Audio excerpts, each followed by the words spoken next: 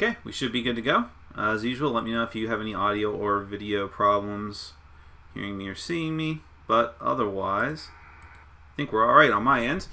My name is Nick, this is Board Game Brawl, and this is our weekly Q&A. You ask me questions, I give you answers. We all try to leave without any of our feelings hurt, but I make no promises.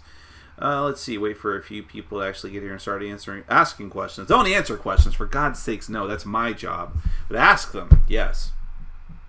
Let's see, stuff coming up. Well, man, it took me way longer to do a paid preview that I had to do. I was way overdue on, and so I didn't get the Buffy the Vampire Slayer review done the way I wanted to, but I'm going to work on that tomorrow. And then, let's see, that I still want to kick around the idea for a top 10 list I'd like to do. And that's it for immediate news for the channel. Other than that, I would like to do a couple more reviews next week, but I don't know what they're going to be yet. I don't want to promise to that. Let's see. Thanks, Spain. Nice to see you sober, Nick. I was sober the other night. That's, it's just my naturally jubilant personality. But hopefully I'll be plastered tonight. I'm playing games with two of the people who usually drink the most in my game group. Let's see. Hold on a sec. I think I'm way too close. Either the camera's too close or I'm leaning too close. Something to that effect. Okay. Let's do this. I'm need adjustments. There's bugbear on the couch behind me. Okay, cool. Hey Nick, what do you think of Unlock! And Exit games in general? I've never heard of this thing. Since I'm waiting for more questions to come in, I will look it up.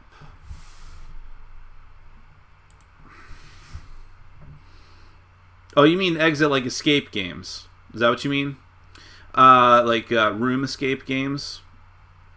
I'm not into them personally. I don't really get the appeal. I've been asked to go to a couple that, these things seem to go on tour. It's kind of weird. And I think a couple of them came through, like Cirque du Soleil, through the Florida area. And I was asked to go to a couple of them, and I passed. It's just not my thing. And then, yeah, there's a couple games. Like I talked about one very, very briefly on my Board Game Bliss update video. So you buy board game versions of them so that you can play at home. Which kind of, I don't know. I especially wouldn't do that.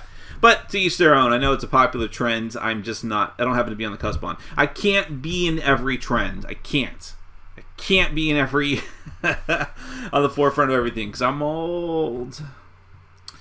Yeah, so, let's see what I have been doing as far as hobbies and stuff. I'm still playing through Mass Effect just because I cannot find the time to really sit down and put a lot of time into it. Not to mention the fact that I keep getting distracted by side missions in that game.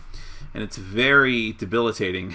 I get caught up in these side missions, and I still have the main storyline to go through. But I can't help it. I'm a completionist. I want to get as much of the stuff done as I can, reasonably. Like in other games, I won't do that. So, for instance, the Batman Arkham games. I still haven't played Arkham Knight, but because I was really out of it for this whole generation and a half of games. But I played through Arkham City and Arkham Asylum. I didn't play the third one either, which some people don't like, Arkham Origins, but I've heard some people like it quite a bit. But the Riddler trophies in those games, I think I might have gotten all of them in the first Arkham Asylum. But Arkham City, I gave up. I was like, this is fucking nonsense. So there's a limit to what I'll go through. But some things I like. Do you live in Toronto? I don't. It's a very specific question. I live in South Florida, which sucks. I've never been to Canada. I don't know that I would necessarily love living in Canada because I know I would love and prefer the temperature in Canada because I much prefer cooler climates by far. But as far as, like, I don't know what the culture's really like. I mean, I'm sure it's very close to American culture, but there's some differences. There's always differences. So I can't say for sure. But the fact that I'm in South Florida means that almost anywhere is better. I mean, I wouldn't want to go to, like, Kabul. But you can make a case. Do you have any idea what is going on with Super Dungeon Explorer Legends Kickstarter? I feel like they will never get the game into production. Yeah, that's exactly why I have stopped caring, Joy. You're speaking truth to power right there. I didn't finalize my pledge, and I only had $1 pledge. So they let you pledge $1 to get into the pledge manager, and you could confirm it later, right? So the time came and went for the deadline, and I said, screw it. I don't even care. I really mean that. They have mishandled and botched it so badly that I'm tired of them, and I don't want to deal with them anymore.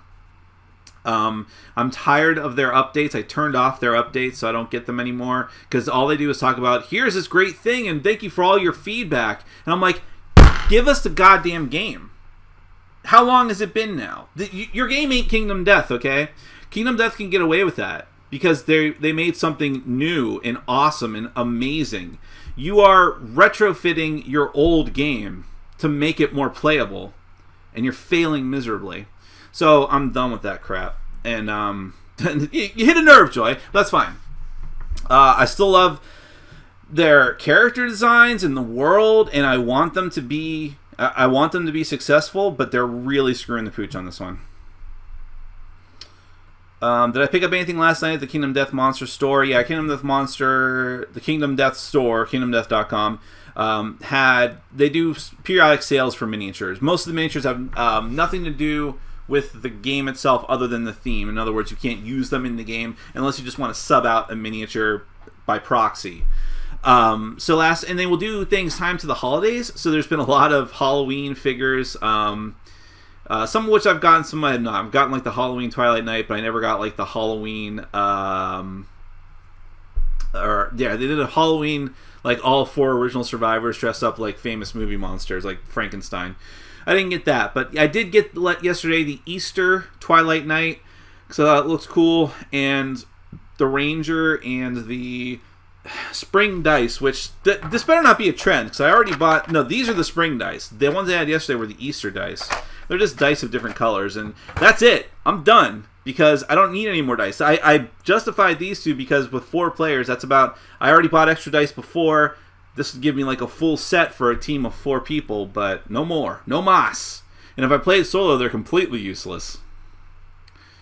Let's see. Any new beverages you have drank that you liked? That's a very interesting question, Joy. I've been drinking Dunkin' Donuts coffee. Too much. And it's fine. I wanted to be a Starbucks person. I know it sounds awful. Most people don't want to leave that life, like leaving the life of a gangster. I gotta get out of this. But, I don't want to be the hipster sitting in there writing my my memoir on my laptop. But I know that they have higher quality coffee and pastries and things like that. And so I actually got an online account on the app and put some money in there. And I spent a week at lunch every day trying to get the drinks that I want. I can't do it. I cannot pick a coffee that I like. Something always goes wrong. And I don't know if it's their fault or me. I want a blonde roast. A blonde roast has the most caffeine, and it's just a standard coffee, right? I'm not into like the frappuccinos or anything like that. It's either too strong or they don't make it hot enough, and I don't know. I can't get it right. I like the white chocolate mocha, but that's just like it's just like chocolate milk. I mean, or hot chocolate. I can't do it. Sad. But I want to be a Starbucks guy. Oh well. The Kickstarter for 878 Vikings from... Is that really the name of the game? I know about this game. This is from Academy Games. Your question is, it's ending in a few days. Do I have any comments on it? The name of it is 878 Vikings. Is that just a reference to the year? That's a bad name for a game. But yeah, that's the only thought I have on it. I don't know anything else about it. I keep getting sponsored ads in my Facebook feed, and I think they say there's like hundreds of miniatures in it. So Miniature Files will probably love it. Let's see. Pancakes or waffles? I'm gonna say waffles. I think I've become more of a waffle person. Pancakes, if done poorly, are just terrible. Like, it's just no good. But a waffle, I think even a poor waffle can outdo an okay pancake. Folks, if you take nothing away from this Q&A, take that away. Take me away. I stopped watching The Flash after the first 2 to 3 episodes of the 3rd season out of frustration with the stupidity of the plot and characters. Is it even worth catching up? No, it gets worse. It gets worse. This is a terrible turn of events for The Flash. The first season was so much fun. The first season was like, wow, I can't believe they actually made another TV show out of The Flash, and it's good. And they did everything right this time, and it's great. And the second season was pretty bad, but it did have some promise. There wasn't a lot of issues with it.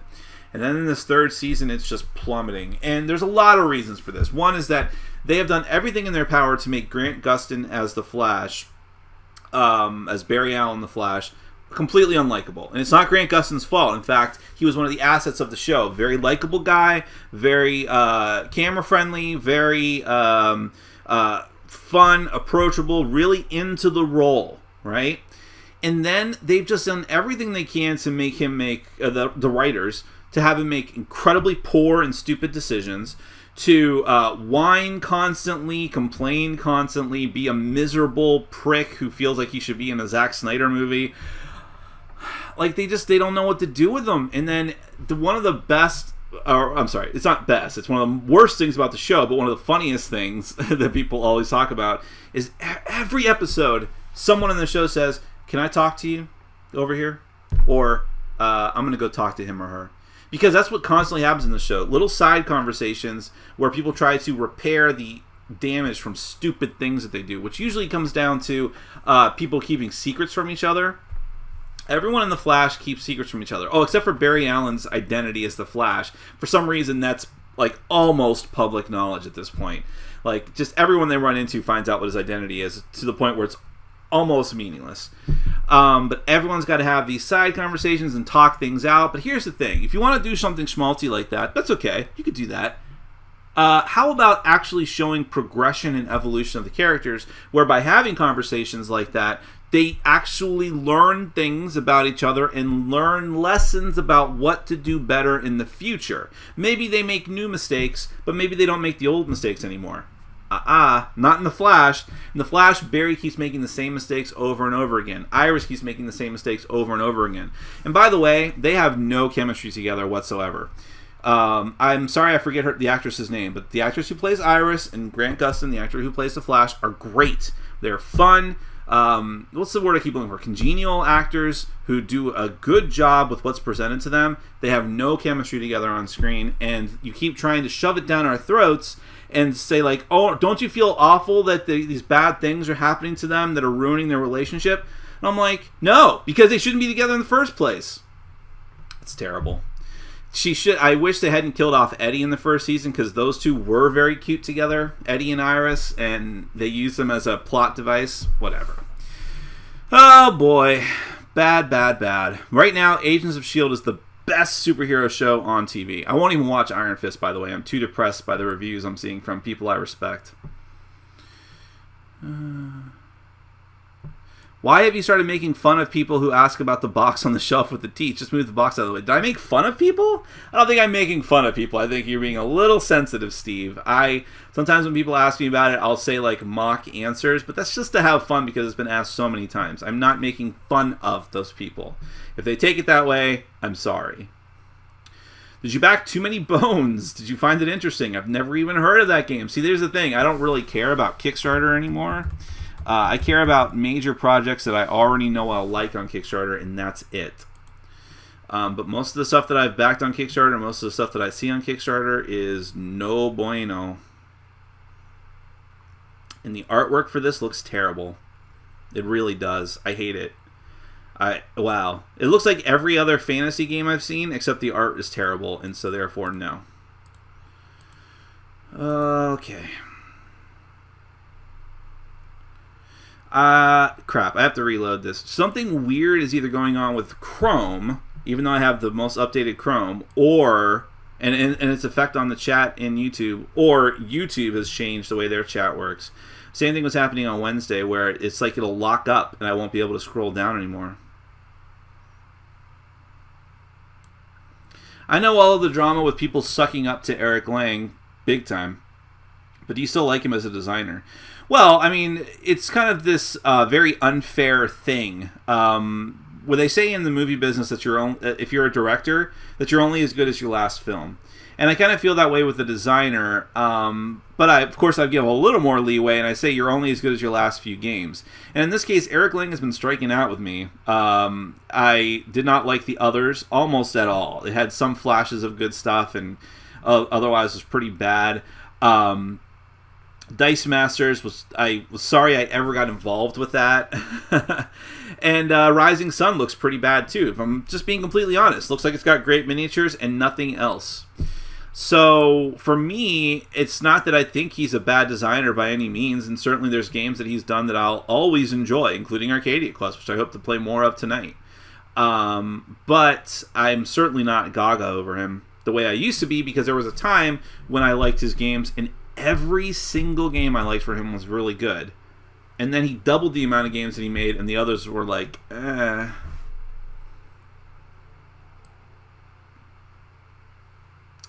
Nick, you have said this year doesn't seem as good as some past years, but what games that you have heard of for the year do have you excited? Well, Pandemic Legacy Season 2 is an obvious one. I know that's seems like a bandwagon choice, but I really liked Pandemic Legacy Season 1, so Season 2 I'm anticipating will be good, which doesn't mean that it will be, but we shall see. I, of course, am looking forward to whatever updated content we might get for Kingdom Death Monster, but I'm not holding my breath. I'm not making that mistake again. Seventh Continent should be dropping this year, so I'm excited for that. Let's see, what else? Not a ton else, to be honest with you. I hope there's things I'm just forgetting, but it doesn't seem like there's a lot on the radar for me. I expected this Q&A 1 hour later. Can't YouTube figure out time zones? Well, I'm sorry about that, Zahinder. I don't know. What's it doing exactly? It seemed okay for me, but of course we're in a different time zone. Would you consider making another YouTube channel to talk about other passions of yours? Well, that certainly is what I would do now, because I've tried to do that a couple of times and it just kind of failed miserably. Like my my TV show, my anime top 10 list. People don't want to see it. They don't want to mix. They don't want to cross the streams. I'll consider it. I think one thing I'm going to do for sure is in fact, maybe I'll even set that up tomorrow. I want to do a Twitch stream just for me playing video games, and then once the Twitch videos are done, I'm going to put them on YouTube on a separate channel. I'm just going to call it like BGB Live or something like that. But I might sometimes do board games via that too, so that might be neat. Maybe I should do that tonight. I don't think I have time to set that up. That'd be kind of fun, right? I'll see if I can set up a Twitch stream really quick, and I'll try to announce it. That might be fun. But other than that, I don't know. I don't want to make more edited, full production content. Even as bad as my stuff looks, it still takes a lot of time, and I can't really have the time for that now. But stuff like streams I can just chop up and throw online, that I'll do.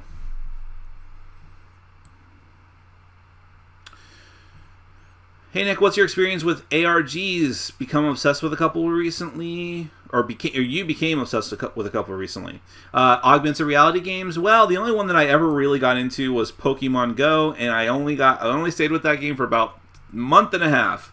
I got really burned out on it and just stopped altogether. If I had a life where I was like taking the subway to work a lot, or just biking to work and things like that, I'd probably be more into it. But now I just don't have the time. I'm never in a position. I have to go out of my way to go Pokemon hunting. Hello, hope you are well. I hope you are as well. I'm thinking of buying War. Have you played it? And if so, is it worth purchasing along with the expansions? Do you mean the card game War? You have to be more specific, because I'm sure if I Google this, it will take me forever to find out which one you're actually talking about. Yeah. Well, I'm in Board Game Geek's database now, and I don't see anything. I see a ton of other stuff that's not just War. But that's fine. Let me know what you mean. Have you thought of getting another Beagle pup so Bugbear has a buddy? Well, here's the problem with that. Number one, I still think I always feel bad that my apartment is as small as it is with even just Bugbear in it. So I don't know how long I'm going to be in this apartment, and I don't want to do anything drastic like that before I have to maybe move. The other thing is that technically speaking, and I don't know, some dicky stuff happened. We got a dog. This was years and years ago, 6 years ago at this point. My girlfriend at the time and I got a dog, and we were approved, and everything seemed fine. And then we got another dog, and everything seemed fine. Our HOA approved it. And then at a certain point, when my girlfriend and I broke up, and she took my other dog, and I only had Bugbear, I was like, I did try to get another dog. I was going to adopt another puppy, and so the shelter, because I always adopt from a shelter, and you should too.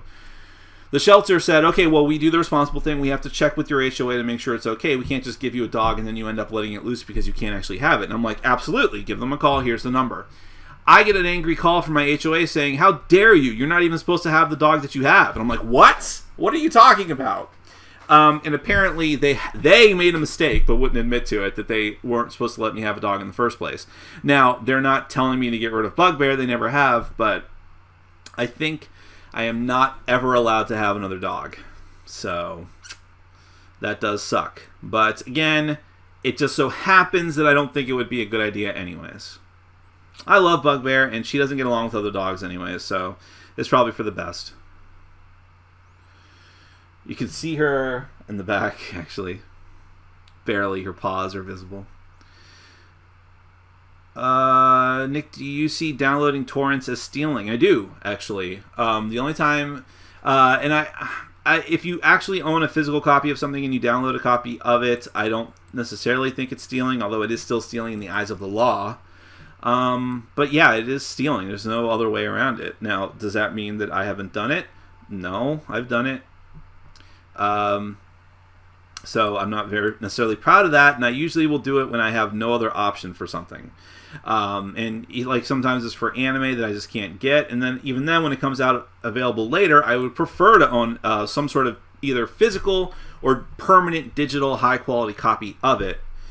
And a lot of times I'll download something and immediately delete it. I'm definitely not hoarding anything, but that's not an excuse. It's still stealing.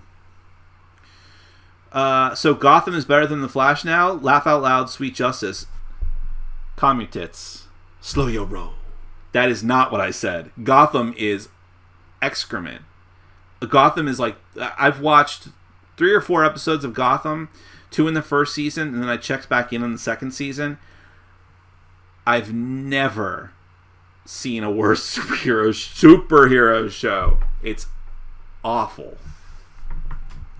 Have you seen Stranger Things yet? That has great dialogue and characters interact with each other in a believable way. Yes, I have seen Stranger Things, and it's fantastic.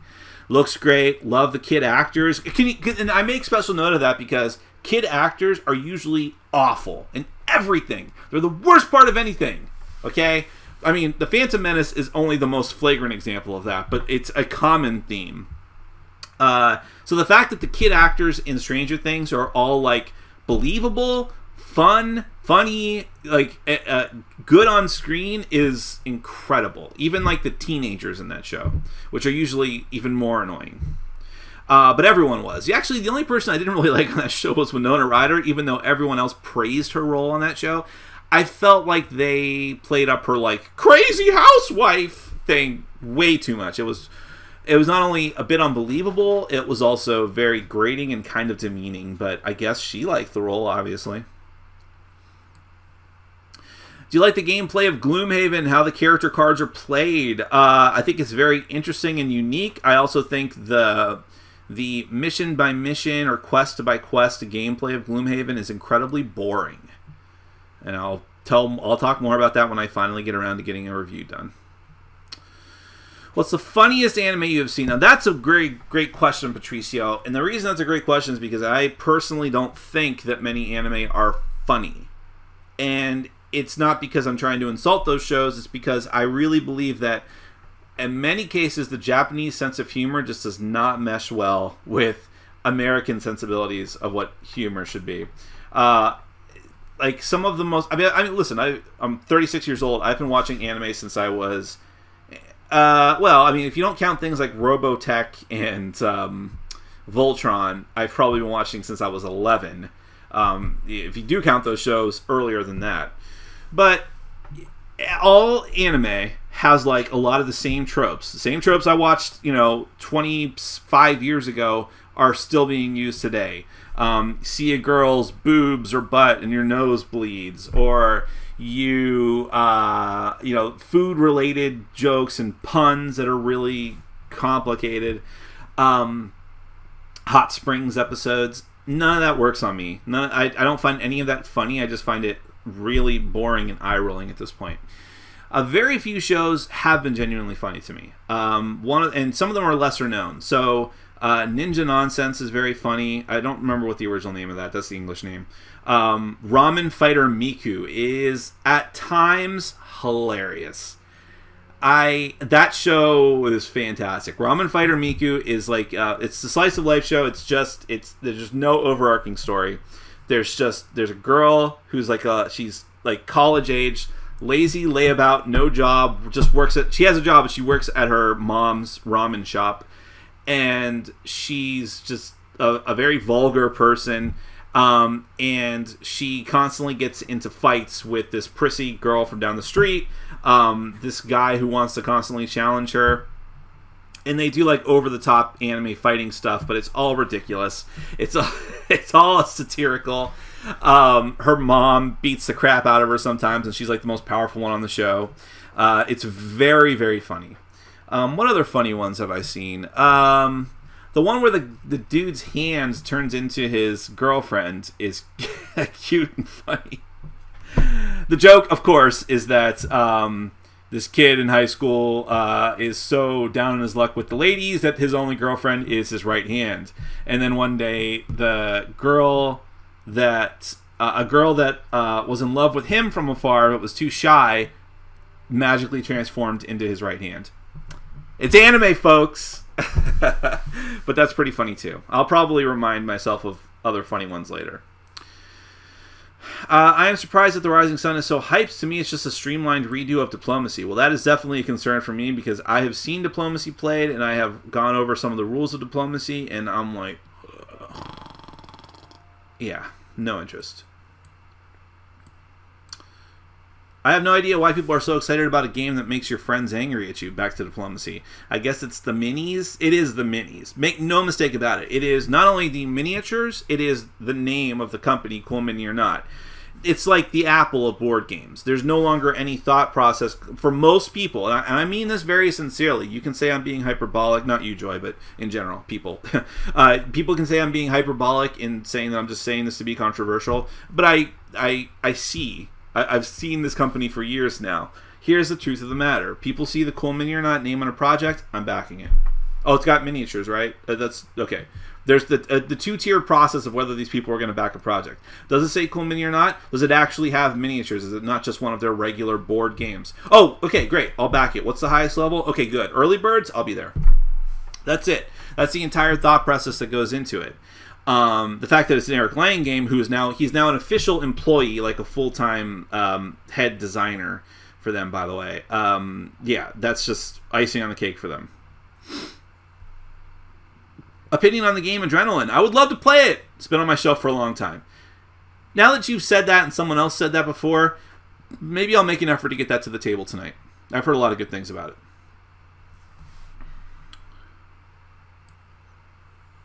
I know, Steve. I was teasing you as well. Nick, have you ever gone through an existential crisis? Sure. All the time. I've had many, let's call them, for lack of a better word, milestones in my life. Moments where I could have gone down one path or another, not just like, am I going to eat that sandwich right now or later? But I'm talking about major life decisions, things either foisted upon me or things that I had to make a choice of on my own. And a lot of times this leads to like huge problems of like, well, who do I really want to be? What do I want to do? Who do I, where do I want to end up? And I might be going through one right now, but some of that is just getting older too. You know, like what does it really mean for me to be here right now? But that's life. Do you see Magic the Gathering as a game, as a thematic game? Well, man, that's always been a tough one. They do their best. I mean, you can never fault Wizards of the Coast, Hasbro, for not having ambition. I mean, they really put a lot of effort into the world building in Magic the Gathering. A lot. And it's really good lore. I like reading everything since the Neo Planeswalkers. When they dumped all the old Dominaria or Dominia... I can never remember because it used to be one and then they changed it to the other. But when they dumped all that old lore with Urza and all that and forgot and just said, screw all that, we're moving on to something else. And got the Neo Planeswalkers who are more like superheroes and...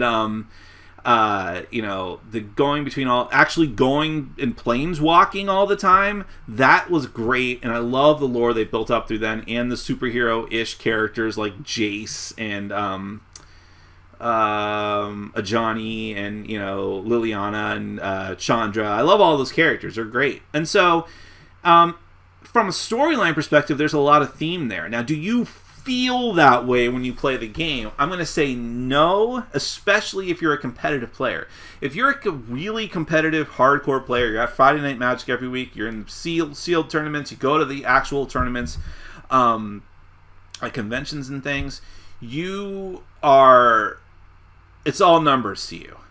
It's numbers and strategies, and that's fine. I'm not putting those people down for that reason, but at that point, it's just a card game, and it's trying to figure it out. Now, in your off time, you might look into the lore. You might be excited for the Magic the Gathering movie, which is probably going to be terrible. But I've never felt like I'm a powerful wizard when playing that game. I just felt like, oh, it's really cool. I want to get these combos going. So it's a tough one. That's why I was really into the Magic the Gathering Heroescape redo. And it's fine, but that game has other problems. I've fallen out of love with that game, too. Too random. Recently, I sold my €180 Kickstarter copy of Blood Rage. I had paid $120 and only played once. It will be my best memory of this game, I guess. I still like Blood Rage. I'm not going to put down every old thing that Eric Lang has done, of course. It's a great game. But I totally understand why some people would have gotten into it based purely on the hype, and you're like, oh, I don't actually like this game.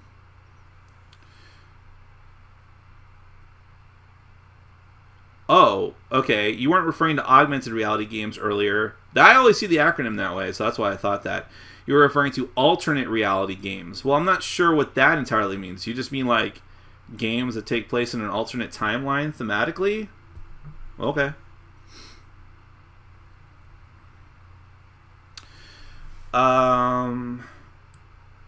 In France, it's forbidden to forbid the possession of a pet as long as your pet is not a discomfort for your neighborhood. That's actually awesome.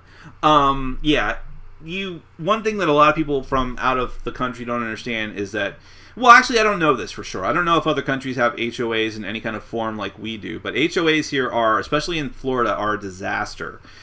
Basically, a community will elect it's like having a board of directors for a community, and they set the rules, and they're like ironclad. It's awful in a lot of cases. Like, that's the most flagrant example, is not letting you have a pet or making people get rid of their pets and things like that. But things like you can't have a certain type of decoration on your home. You can't, your lawn must be kept neatly trimmed. You can't move after, you can't move during these particular hours. You can only do it in the morning on Saturday mornings and weird things like that. And they have the final say whether someone can actually move in. Like, you might be like, oh, great, I'm going to go and move into this place. I've got the money. I'm ready to move. It's fine. I'm not like a criminal or anything. I'm just going to go here and go to this place. And they can say, your credit score is a little low. We're denying you admission. That's what happens here all the time.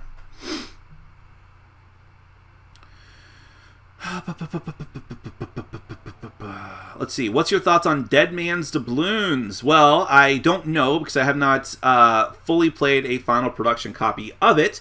I will be doing a paid preview of it, though, within the next few days. You will see that go live on the channel, which will not have my final thoughts on the game because I don't do that in my paid previews. I just tell you what I think looks neat about the game and why you might want to back it. So if you want to know more details, there's been other videos, like I think Man vs. Meeple did one too. So you can go watch those, or if you want maybe look at it from a different perspective, you can watch my video when that goes live in a couple of days. But again, it's not a review, it's just a preview. Arcadia Quest is arriving tomorrow. Thanks for the suggestion. JoJo's Bizarre Adventure is real funny. Okay, yes. JoJo's Bizarre Adventure is very funny at times. It's not nominally a comedy. It's sort of a mixture of genres. I mean, it's bizarre. That's why it's called that. It really lives up to its name. And sometimes some of the humor is just because it's so absurd. But yeah, there's a lot to really find funny in that show. It's certainly been good meme fodder. This is the work of an enemy stand. Slayers, yes, Slayers was very funny. I haven't watched it in a very long time. Slayers was one of my top 10 for a very long time back in the day when I didn't have a huge breadth of anime experience. Like I'm talking about when I was 11 years old. But yeah, Slayers is essentially a parody of D&D, or satirical D&D, but it actually had its own story too. Gurren Lagann, that had funny moments too. I don't know. It's hard to categorize Gurren Lagann and a show that I don't like, but I understand a lot of people like, Kill la Kill, because they are definitely funny or supposed to be funny in some ways, but they're also sometimes they take themselves very seriously. But Gurren Lagann it was in my top 10 anime, so I love it. Longtime stalker, first-time commenter. Am I misjudging Rob Oren of the Dice Tower fame as a really bullying, self-promoting dick? He's always going on about his good work helping people. I cannot comment on that, Darren. I've had very limited interaction with Rob. I think he's emailed me a couple times and vice versa, and we've asked each other some questions. I can't remember what the context was, but he seemed like a very nice guy. And I haven't been in contact with anyone from the Dice Tower in well over a year and a half at this point. So I can't really comment on that, and I don't watch his videos, so I don't know. But I'm sorry if you feel that way. I wonder if others do. Check out the video game War Tile. It's in early access on Steam, and it basically feels like HeroScape. Okay.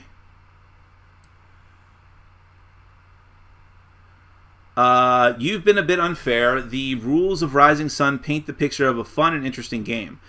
I mean, everyone's open to their opinion, right? I've went over what rules they've put out for Rising Sun, basically everything on the Kickstarter page, and looked at it, and I thought, oh, this looks terrible for me. This looks terrible for me. It's fine if other people do, but I'm not of the opinion that I am required to think that something looks great just because a majority of other people do, and I'm not sure a majority of other people do. You know, when a Kickstarter is very successful, people just think like, oh, well, the jury's in. I mean, it's been decided that that's a good game. No. That means that a small fraction of, no matter how many millions it makes, that still means a fraction of the board gaming populace decided they wanted to spend their money on it. Same thing with Gloomhaven. Doesn't matter how much it makes, there's still a very small minority of people who are into it. So, yeah, so I know when I do my review of that, and maybe I'll do a review of Rising Sun as well, and of Gloomhaven, I'm probably going to have a more negative opinion than other people, but I don't know about Rising Sun. I've played Gloomhaven, so I know that. And if I do have a more negative opinion, there are going to be people who write back with 4 to 5 paragraph essays explaining why I'm wrong and why actually it's an amazing game. And it's all completely irrelevant. Because if I don't like it, I don't like it. And that's the point. And you should be that way too. I tried watching One Punch Man on Netflix and thought it was a mess of nonsense and overdramatic sequences that were tough to follow, like DBZ on acid. It sounds like you got the point of One Punch Man exactly right, actually. That's another funny one. One Punch Man is funny. One Punch Man is a satire of those other shows. There's a reason it's over the top. It is making fun of shows like Dragon Ball Z. The whole point of one of the constant tropes of anime has been the escalating power in shonen anime, where someone's like a fighter or a warrior and they get so powerful over the course of the show. Every time they run into a new challenger, they get a little powerful. They're like, "Gotta bust through my limits to defeat you," and they become so powerful that it's absurd. At a relatively early point of Dragon Ball Z, any of the main characters could destroy the planet with one of their power blasts. And One Punch Man is essentially making fun of that and saying that you have all these superheroes, you have an organization of superheroes with a hierarchy, and they're all really, really powerful, and yet here's this schlub who did like no work and just became the most powerful being in the cosmos, we think, and who can literally destroy anything with one punch. And that's the joke. And it works for me, and I happen to think that the actual animation sequences and the quality of it are very high too, so it also worked for me in that regard. I was actually watching Berserk this morning because that started up again, and I love the story of Berserk, but that animation looks so awful. It's so bad. They decided to do CG cel-shaded animation, and every time the characters move or turn their heads, it's like I'm watching a slightly higher quality version of Reboot, that show from the 90s. And I hate that for it, and I hate that they're ruining an awesome story. So I really do pay attention in cartoons to what the animation looks like.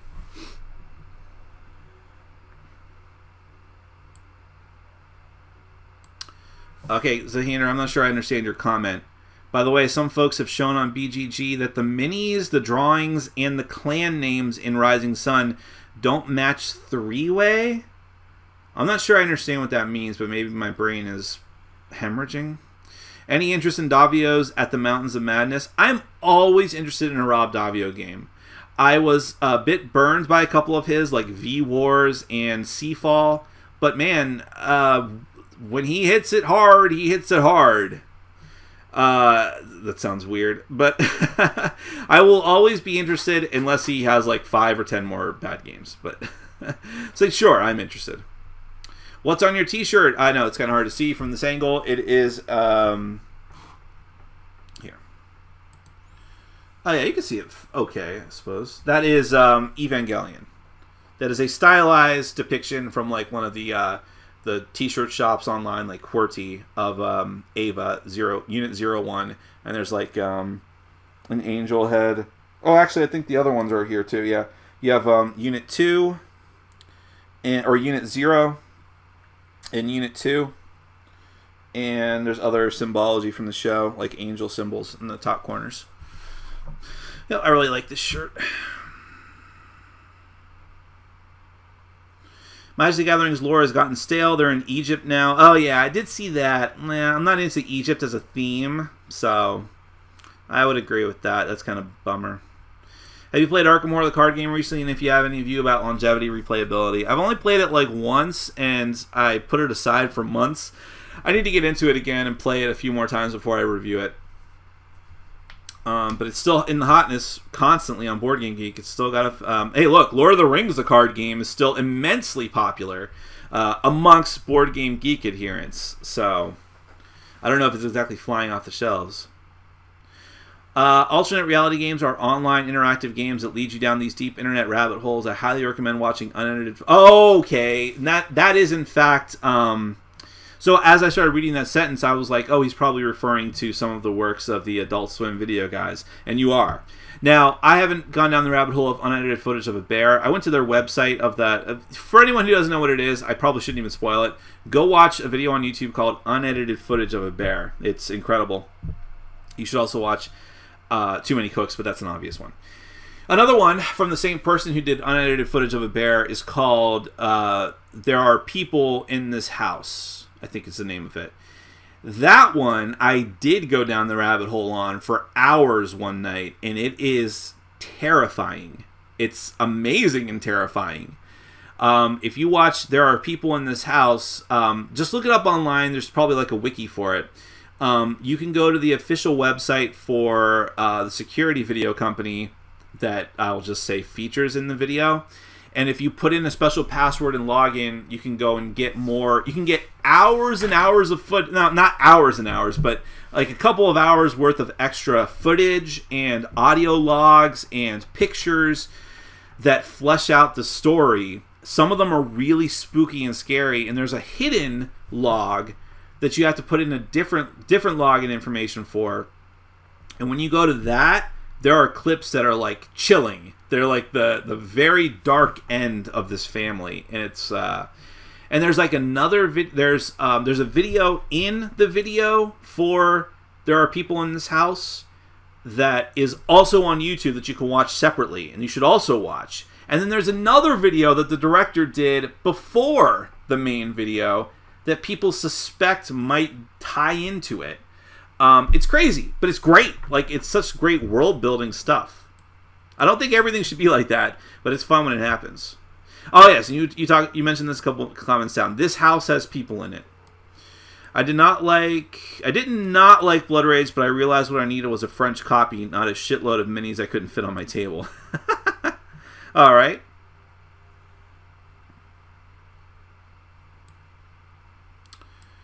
To whoever called Rob Warren, I'm sorry I ever got involved with this. I shouldn't even have read the first comment, but okay.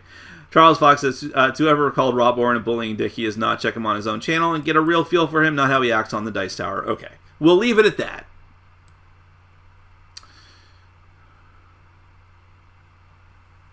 What do you think is driving the fear of dice combat in games currently? I find it a bit lame. I'll tell you exactly what it is. It's people who are trying to appeal to the hardcore Euro gamers on Board Game Geek, which is always a bit bizarre to me because those people aren't going to determine whether or not your game sells on a nationwide basis.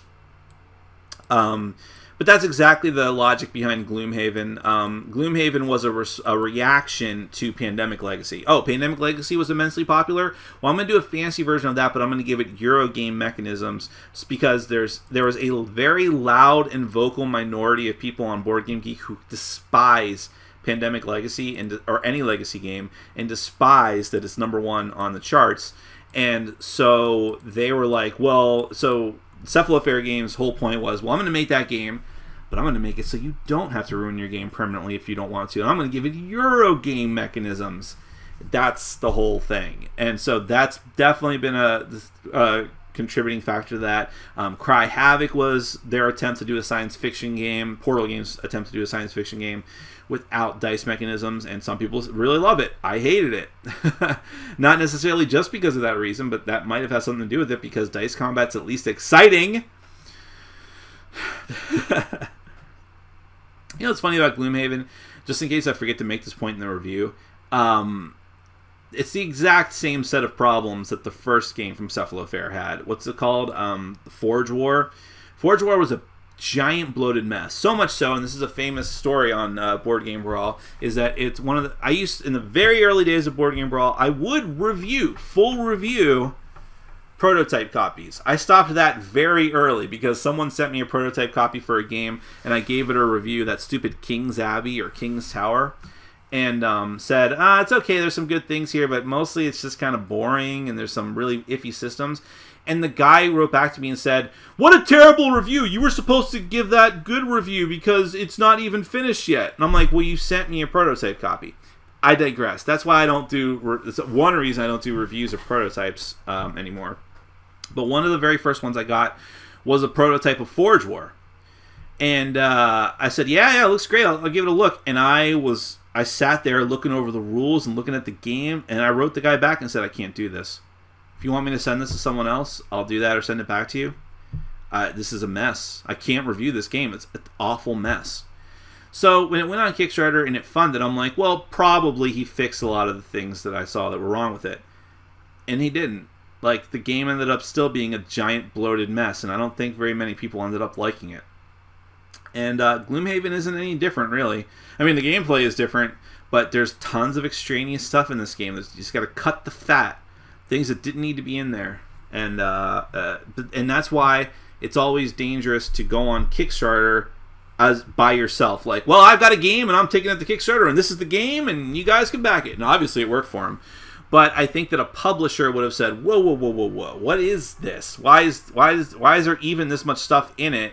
Why is the box obnoxiously large? It's just a lot of stuff like that.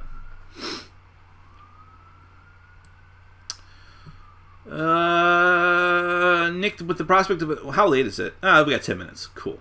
Nick, with the prospect of a new nuclear war, do you think Trump supporters are thinking about their children already, or they just don't care? They just don't care. Yeah. This is the thing, and this is why we are doomed. It's because most people in this country just don't care anymore. No one cares about the damage that they do to the future of this country. It's not about doing what's best for the country. It's about being right and proving themselves right no matter what, even if they sell the entire country down the river. And by the way, a lot of people on the left, I've come to find, sadly, are very much like that as well. Which is why they were willing to put up the worst possible Democratic candidate last year. Because, screw it. This is who we want. Doesn't matter. We want her. Nick, it appears to me you are burnt out on board games and the channel. Do you still enjoy making videos and content for the channel, or do you just make video previews for money and no longer care? Well, first off, Charles, you're kind of an asshole. I read everyone's questions, so I'll read that question and I'll answer it distinctly, but Charles is a backer of mine on Patreon and will sometimes just write really obnoxious things like that. But anyways, I'm not burnt out on board games at all. I love board games as much as I ever did. I am burnt out on making content for the channel constantly, and that's why I've slowed it down a bit, but I don't intend to stop. I'm going to keep doing reviews. I do paid previews because I need money in order to support me actually continuing to do this, and when it comes down to a situation where I'm not going to be doing videos anyways because I have so many things going on, but I made commitments to do paid previews, I will get those paid previews done because I made a commitment and I signed an informal contract to do so. And that's why I'll do it. If you don't like it, you don't have to watch and you can piss off. In my opinion, I would not play Rising Sun with your spouse or significant other. Divorce or breakup will be imminent in your future. Don't be fooled, people. Well, that's the old Monopoly conundrum, isn't it? On a lighter question, have you seen the City of Kings Kickstarter? The creator is posting wonderful videos and it looks like a game simulator of a video game. City of Kings sounds very familiar, but I don't think I know what it is. So, simulator of a video game. That has me interested. Let me take a look.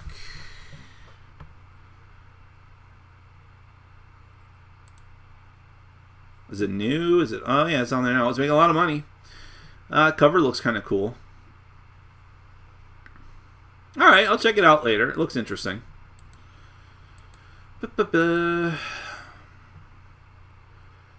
What I mean is that the Turtle Clan has figures based on drawings of a clan worshipping scorpions. Oh, okay. You're just saying there's referencing back to that three-way thing I didn't quite understand about Rising Sun. So, I still don't understand. That's fine. Whether or not Rising Sun is a good game, anyone who gets past that upset over a board game needs to examine themselves. You might have been, I don't know if you're referring to me or to the person I was responding to. Just popping in to ask if you'll be doing another Lost reviews soon, and if you'll cover Lost Legends. Thanks, Nick. Did I not do I think I did an actual review of Lost Legends, right? If I didn't, that probably would be a good candidate for Lost reviews. But yeah, I'll be doing another Lost reviews. I actually have 2 things in mind for that already.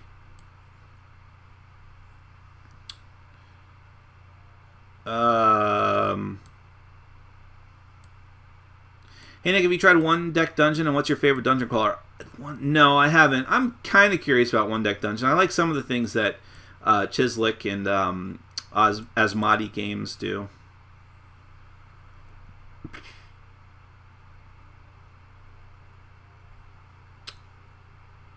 Forge War is a thinking person's Lords of Waterdeep?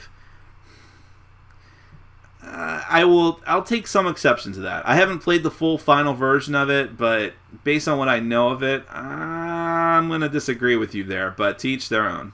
You can certainly like it. I disagree with that particular examination of it.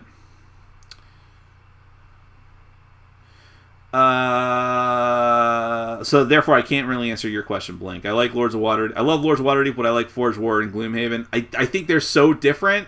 Lords of Waterdeep is a very straightforward Euro game, despite the theme, and I like it. It's a good game. It's a very good game. But I can't compare it to those two. I can't. 12 to 15 years ago, games like Puerto Rico, Arkham Horror, Brass, and Carcassones, that's how you spelled it, were top dogs, but I feel if released today, they would be passed over for lack of ingenuity and design. When do you think games like Blood Rage and Scythe will be swiped aside? Well, it's such an interesting thing because without those games, there is no modern board gaming market. Whatever you may think of them, and I don't really like any of those games. I've never played Puerto Rico or Brass, but I've played Carcassonne and I hate it. I've played Arkham Horror and I don't hate it, but I don't like it. But I will never ever say that they weren't influential. I don't think you have a board gaming industry, at least not one that looks like this, without those games as stepping stones. Someone would have had to come in and fill those voids because there needs to be a progression of mechanisms and things that people take and use, and standing on the shoulders of giants, that type of thing. So I don't know. It's a very feels like a false choice in a sense, because they probably would be passed over for lack of ingenuity and design, but that's because the games we have now built on top of those systems. You understand what I'm saying? But when do I think Blood Rage and Scythe will be swiped aside? Look, it's tougher for newer games to get entrenched like that, especially Kickstarter games. They're not evergreen games the way those other games are that you listed. So I don't know. It may happen. It might not. A lot of the games that are released now, people need to understand, are just niche games. A lot of the games that people on Board Game Geek absolutely adore are not the types of games you're going to be seeing at Grandma's house in 10 years. When the family gets together for an event. It's just not going to happen. These are games for a very niche audience. And I think some people, I'm not saying anyone in the chat or anyone that asked me this question or anything like that, but I'm just thinking that some people need to take a step back and realize that our hobby is still relatively niche. This part of the hobby. Board gaming in general is widespread, but then you're talking about games like Monopoly.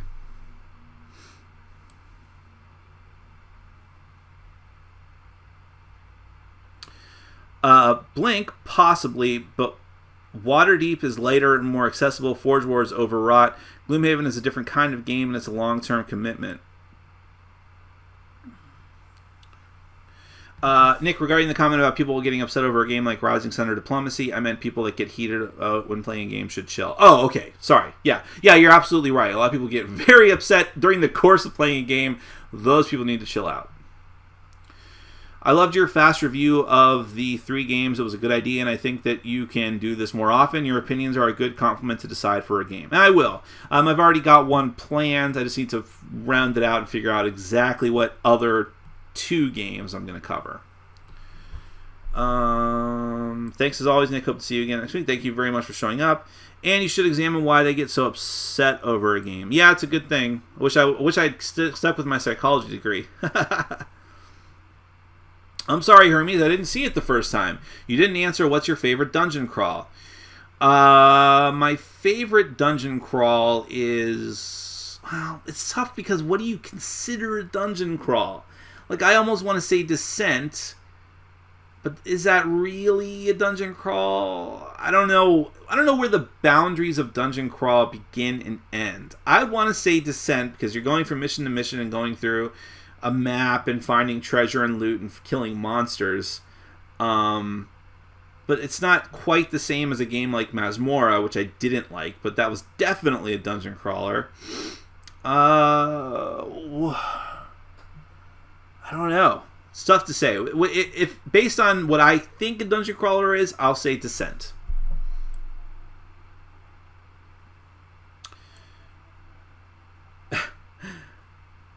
Why is Carcassonne so well regarded? It seems boring compared to tons of more interesting tile laying games like Cacao, Isle of Skye, etc. Yeah, it is. I find that to be the case too, but in a lot of cases, you need to put yourself in other people's positions. First off, when Carcassonne was released was a long time before some of those games. Not a long time. I think what's Carcassonne the early 2000s. It's not like ancient.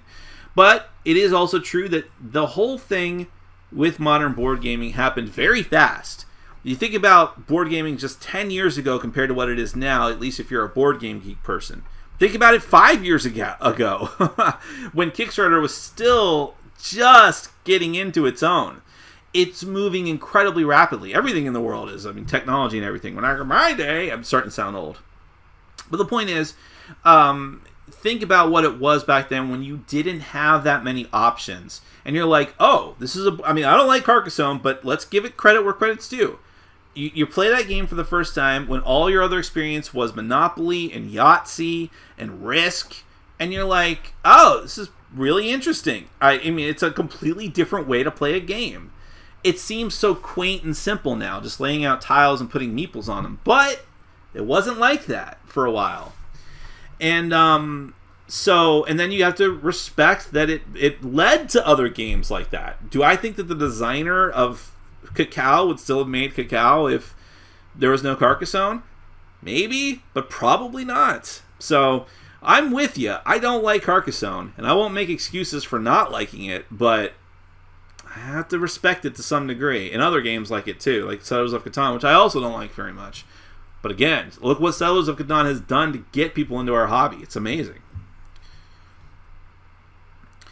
Hey, there's someone in my FLGS today looking to buy Carcassonne. If that's the game that gets them into the hobby, I'm not complaining. There you go. That's the thing.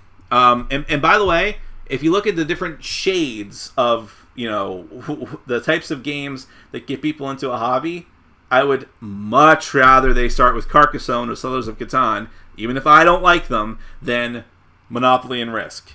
Don't buy that copy of Game of Thrones Monopoly. Take Carcassonne, for God's sake.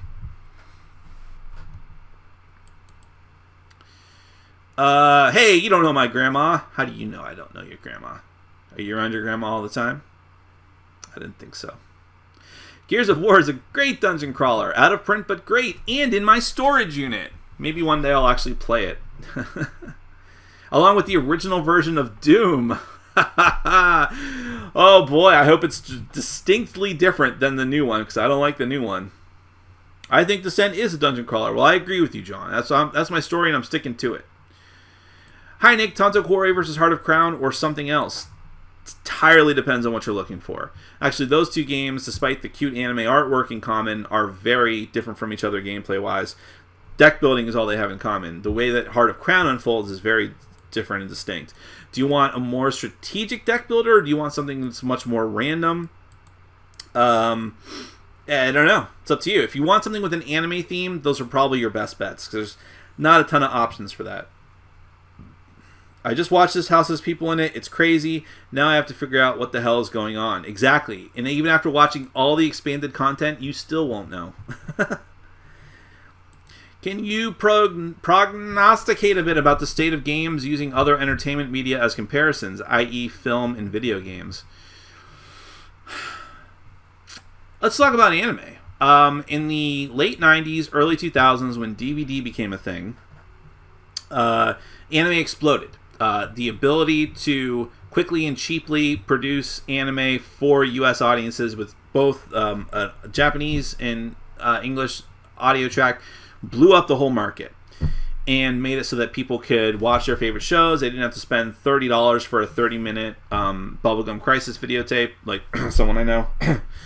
And it just changed everything. But it went to the point, and it blew up to the point where you had like Suncoast Motion Picture Company in the mall had a tiny little sliver of a shelf. To 5 years later, Best Buy has 2 or 3 shelves dedicated only to anime. A big box store like Best Buy. And then it all crashed because they made so much crap and they released so much crap, and there wasn't any filter on what good stuff came over to the United States, and the market kind of bottomed out. Companies went out of business. ADV went out of business. Lots of other smaller anime American production companies went out of business. A bubble burst. I mean, that's the cliche saying. Do I think that's going to happen with board gaming? I think it's slowly happening now. I think that Kickstarter is still a thing unto itself, but I think that I haven't seen any kind of new innovation lately, and people are just going through the motions and copying what has already been worked from others, that has already worked well for others. And I'm not wishing that, and I don't think it's going to be as drastic as that, but I think there's going to be a gradual cooling down, and things are going to even out, because I don't think that the wider board gaming market at large, the normies, the casuals, wants to be, if they haven't made the choice to jump into the deep end yet, like we are, they're not going to, and there's no convincing them to do so. In other words, I think there is a plateau that will be reached for just how much modern hardcore board gaming can saturate the population, and I think that we are there. So I don't think things are going to get much, much worse, but I don't think it's going to grow at the rate that people are expecting. That's my opinion. But that could mean big, big problems for smaller companies who wagered everything on the market continuing to grow exponentially. I don't see it, but I don't keep track of the numbers like other people do, so who knows. I actually just traded Descent for one of Nick's favorite games, Shadows of Malice. Oh, which one was that? Shadows of Malice. Oh God, remind me of what that is. That's such a generic name I can't remember. They seem to rely on newer tech to innovate and keep it fresh. What do board games have to exploit if not tech? How will board games continue to innovate? Well, that's a great question. And the thing is, a lot of hardcore board gamers reject technology. App games are still a controversial thing, although not to the degree they were before.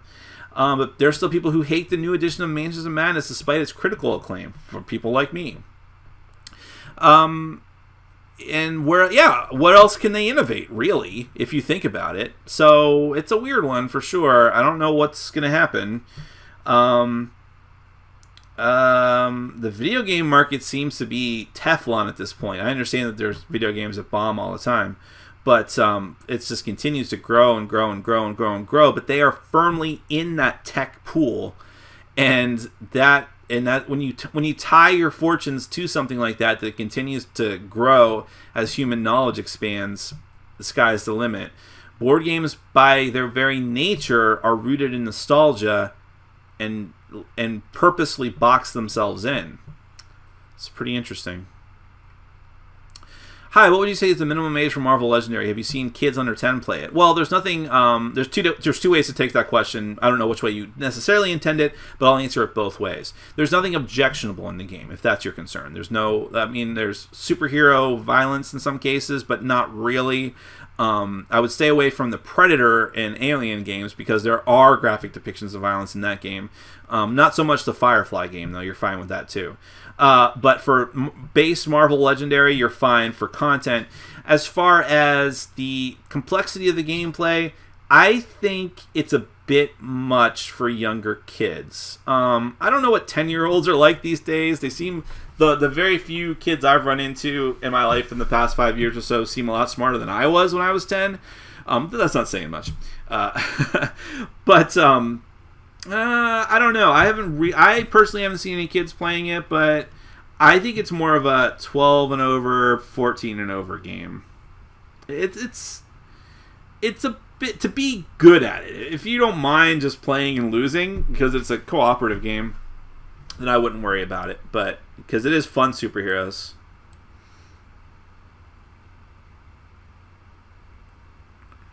Azrael Sword disagrees. He says 8. Man, I might not be giving kids enough credit. I feel that Steam is going the same way. It used to be a couple of releases each week, then to multiple releases each day. Now, no way to find the good games on such a big list. Well, that's true, and that's why I think reviewers, ethical reviewers, are so incredibly important and crucial for any of these mediums we're talking about, to suss out what the good stuff is. Yeah, Nightmind is a guy on YouTube who has great explanations of some of these viral videos, and he explains that this house has people in the video very well. Shadows of Malice is the game with the super minimalist art and the D-Star system. Oh, God, now I remember. Oh, I hated that game. You're a better man than I, Oda. Or woman, I'm sorry. I don't actually know. But Yeah, I was not into that game at all, and I gave it a bad review. It probably wasn't my best review, although I stand by everything that I said and that, but people hated me for it, so whatever. I did shat on it pretty hard. Oh well, what can I say? I just thought it was ugly as sin, too. They were going for a minimalist. They really were going for the minimalist art style, and it just looked like a. It looked. I played prototype preview copies that looked like it today, and I know those people weren't doing that on purpose. But it's okay. Oda, obviously a lot of people love that game, so to each their own. If you love that game, more power to you. That's what I always say. And there's games I love that I'm ashamed to love, so trust me, I know the feeling. That made it worse, didn't it? But anyways, folks, I'm over time already. 10 minutes over time. Wow. Thank you so much. This was great. Just like our one on Wednesday. This was a fantastic Q&A. Thank you so much, everyone, for showing up. I promise I'll have some more reviews in the next week. I'll do what I can. Buffy the Vampire Slayer, for sure. That is going to happen. And then I'll tell you what I'm trying to do. I'm trying to finally review some, if not all, definitely not all, but some of the new Arcadia Quest content. I'm trying to get Aeon's End played enough to review. I just don't know that that's going to happen this week. And I don't want to do another Lost review so soon. I want to get some other content out first, but then by the time I get through that content, I'll probably be ready for Lost reviews, and I'd like to squeeze in a top 10 in there somewhere. Obviously, I have a bad track record with making promises for too much content all at once, but I will do my best. Regardless of all that, everyone, thank you so much for coming here. I love my Q&As, and I love spending time with you, and I'm glad that you did sacrifice part of your Saturday to be with me, because that is fantastic. Oh, yes, and I will make sure to play Adrenaline. Thank you for reminding me of that. Until then, take care, everyone, and have a fantastic weekend, and get your taxes in, because I know I haven't.